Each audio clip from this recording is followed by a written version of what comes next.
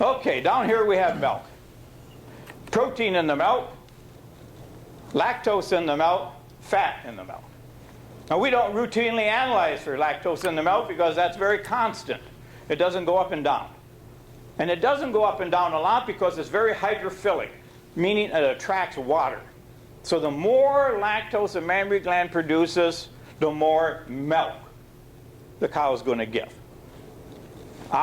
If we get things out of balance up here in our diet, she'll give us a lot of milk because the mammary gland, she'll give us a lot of milk because the mammary gland is producing a lot of lactose. But she's going to give us less protein or less fat if we got some deficiencies on this side or on this side. Okay, that's milk dilution. If we get things right over here and over here, now we don't have milk dilution anymore. Meaning high milk, high components.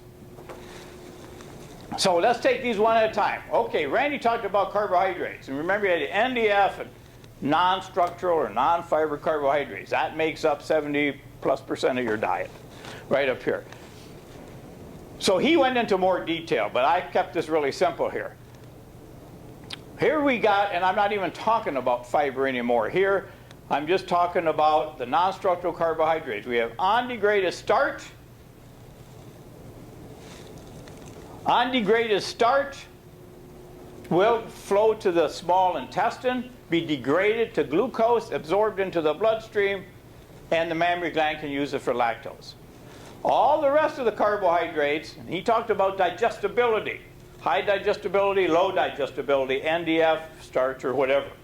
We want that digestibility of these to be as high as possible because the higher they are, the more propionate, acetate, and butyrate we'll get.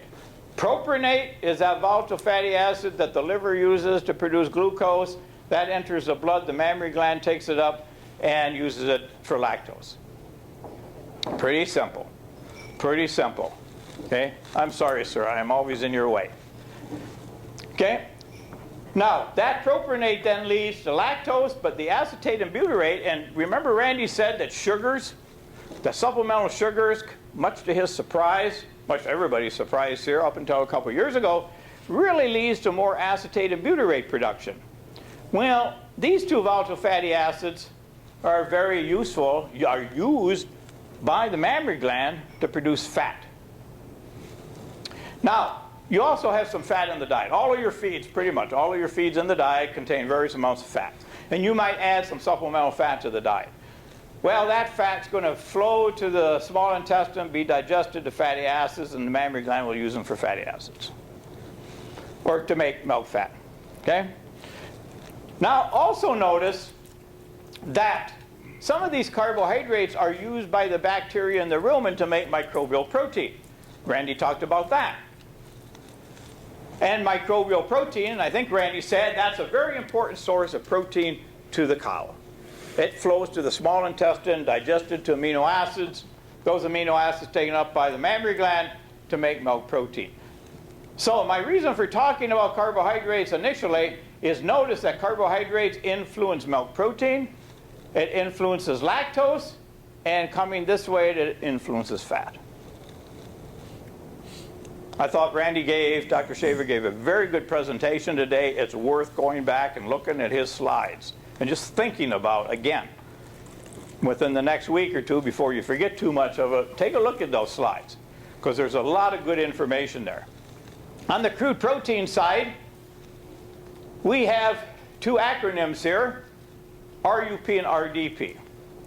RUP means rumen undegraded protein.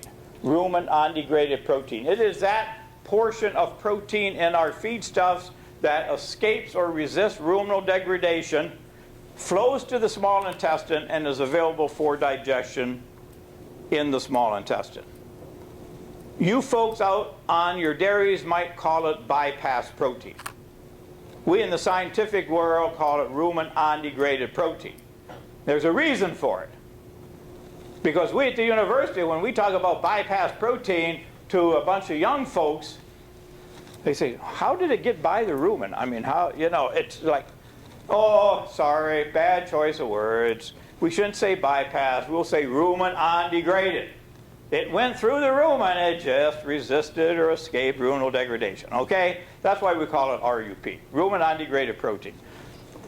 Rumen degradable protein is that portion of the protein in the feed that is degraded.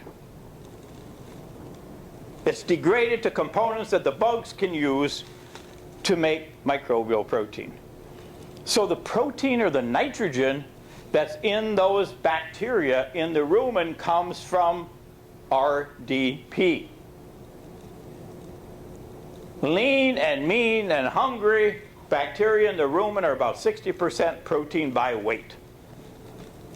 Okay? So they need a lot of nitrogen. They need a lot of protein to grow and replicate. They get their energy for growth from carbohydrates. That's why these two are linked in the synthesis of microbial protein. So microbial protein or bacterial cells float to the small intestine, digested, amino acids are absorbed, becomes available to the mammary gland for synthesis of milk protein.